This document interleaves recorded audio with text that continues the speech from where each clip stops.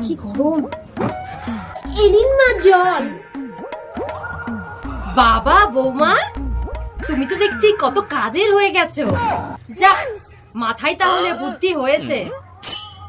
বলছি মা, আপনার ছেলে না আজকে নতুন এক বোতল তেল এনেছে, তাই আমি আগের তেলটা না ফেলে দিয়েছি। হ্যাঁ কি, বাবু নতুন তেল আনবে বলে তুমি ওই পুরনো তেলটা গিয়ে ফেলে দেবা? মাথাটা কি তোমার খারাপ হয়ে গেছে নাকি?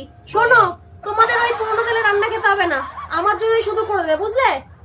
পয়সা বেশি হয়ে গেছে সবকিছুতে।